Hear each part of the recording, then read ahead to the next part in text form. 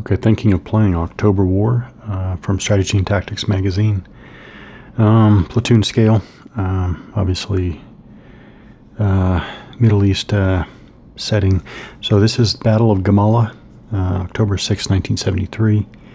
The Israeli player sets up on hills 1 and 2. So the very first question I have is, what in game terms, what in hex by hex terrain terms constitutes a hill? Because right away, first of all, the 1 here means that this is hill 1. And now zoomed out, so this is hill 1 labeled there, and then this is hill 2 labeled there. So it's really easy to identify your hills, but still we have, in game terms, we have 4 elevation levels, right? So we have this basically pale cream white, level 1. Level 2 is a light yellow elevation level. Oh wait, I should say this is level 0. Level 1, level 2 is yellow, and level 3 is brown. So this is brown, so this is level 3, elevation level 3. But the question is our elevations 1, 2, and 3 a hill? So is all of this way down here level hill 1, or is it only levels 2 and 3 that are a hill? I need to check on that. Other than that, since we're looking at it, the terrain, since the Syrians should be attacking this way, if I remember correctly, the Israelis are defending here, I think. Let me see. Well, yeah, I think so. If I remember correctly, yes. So, what's the other major crane? We have the splash pattern hex edges there, brown. And then we have the gray, the dark gray splash pattern hex sides. So, oh, these are wadis. So this is a wadi. Okay, that's easy to figure out. And then this is defilade. So this is defilade. So the brown splash pattern is defilade. Okay, and then let's see. Yeah, over here. So the dual-sided yellow splash pattern is sand ridge. So sand ridge. Obviously we have, let's see, we only have one type. Yeah, we just have roads. Obviously that's, what do they call it? A village. And the green here is a grove. I don't know how much. Well, actually, we could have some long-range firing entailing the grove. Maybe. I guess we'll see. And that is it for, that is it for what we're dealing with for this Battle of Gamala. Okay, the Syrian player. Okay, let's figure out hills, because the Syrian side, their setup is on and east of hills 3, 5, and 6, which is on the other side of the map. So it's the same concept of setting up on or in relation to a hill. So let's figure out for sure what a hill is.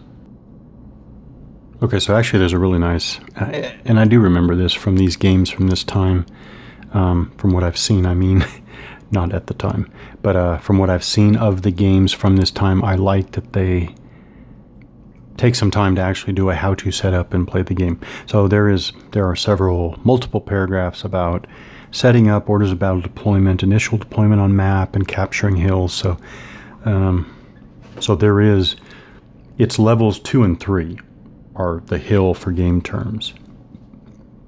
So level 0 and 1, while it is an elevation change, is not considered hill. It's elevation levels 2 and 3. So for game purposes, this is the hill. Okay, yeah, I'm gonna see if this is gonna work. I hope it does work. It would be nice if it works. So. I'm actually going to do the players always place their units face down. So I am going to flip all the units.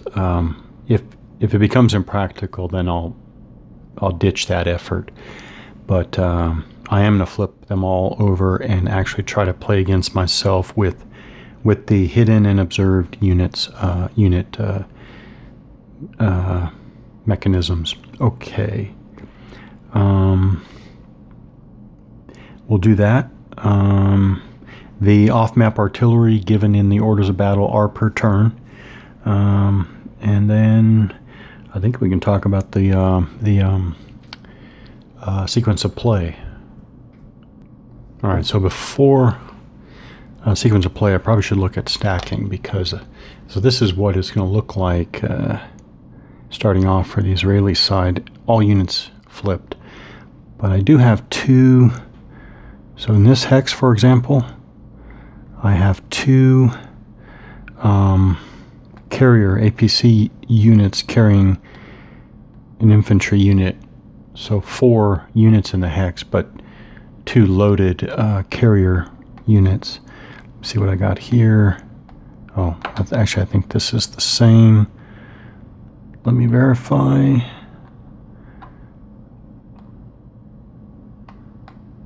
Yeah, this is the same too. So 2 carrier.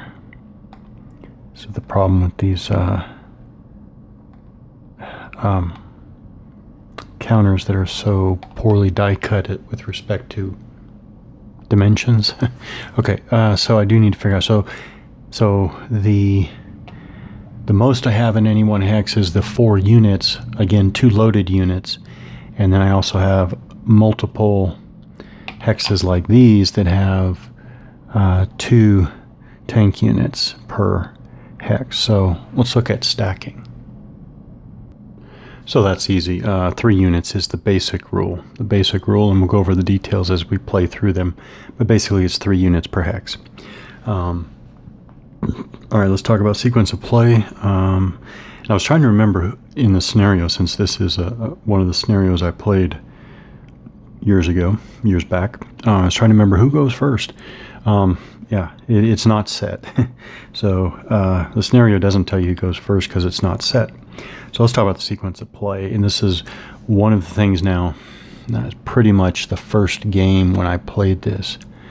The first game that I had seen of this type. And I was really, really interested in seeing this. So let's do sequence of play in a bit of detail.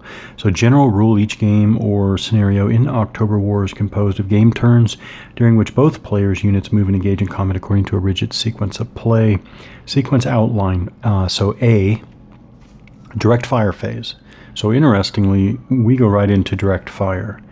So direct fire phase, the players determine who is the first player for this phase, and then it says see case 4.2. So let's jump down there.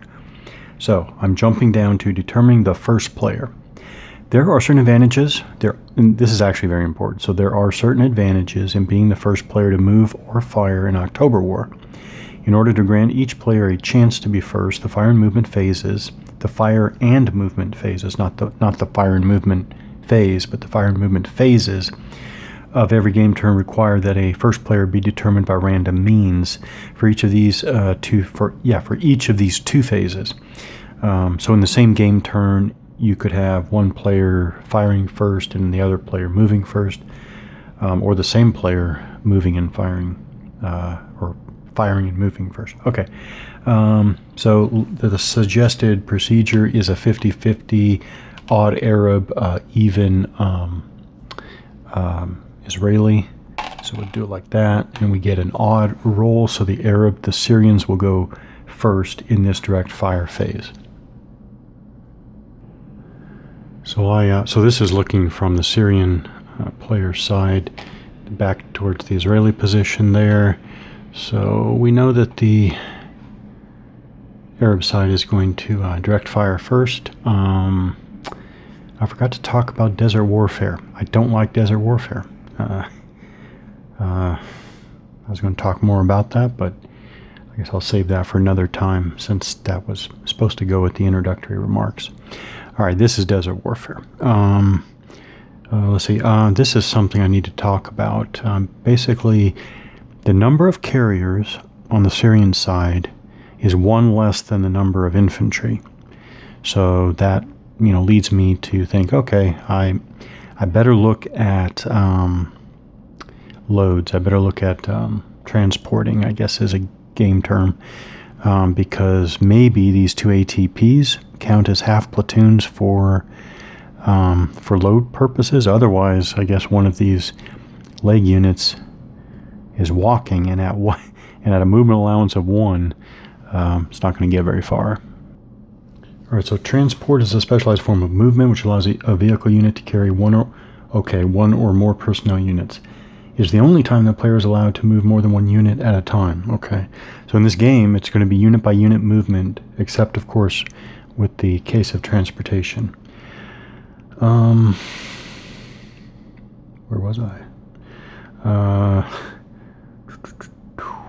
Transport requires two separate operations, mounting and dismounting. Mounting represents a personnel unit such as an infantry platoon boarding a vehicle such as an APC. Dismounting represents personnel unit's disembarkation from a vehicle unit. Should be vehicle unit. While aboard a vehicle, the personnel unit is called a mounted unit. To mount, okay, we're not really talking about mounting.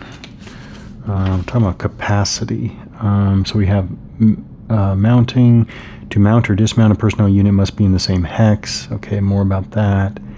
Then when a transporting vehicle is hit by fire, okay, this is what you do when a transporting vehicle is hit by fire. That's funny, you keep saying transporting vehicle. It should be vehicle unit. Not to be too particular here, but it might help wargamers get their scales right. Okay. Oh, unless they mean, I guess a unit could be reduced to one vehicle. Well, still. Yeah, I don't know about that. Well, maybe. All right. When a transporting vehicle is hit by fire and takes losses, a 1 or 2 result, which, by the way, I think are these, if I remember correctly. That's a 1 loss and a 2 loss, I think. The passenger unit takes the same result. Thus, if a passenger unit dismounts from a vehicle that has taken a 2 result, the infantry also has a 2 result assessed against it. Okay. Okay, so where's the capacity? A unit cannot mount a vehicle that has taken more damage. That's obvious. Transporting units are the M3. Oh, that's funny. That's funny. Certainly in a later era, we would have transporting ability indicated on the unit. This does seem to be maybe something with the history of wargaming here. So you just have to know, and they're listed here, and you do have your little diagram there, but that's interesting. So there is no like indicator on the units themselves. So transporting units are the M3, M113, BMP, and the BTR-60. Each can carry 1 infantry platoon.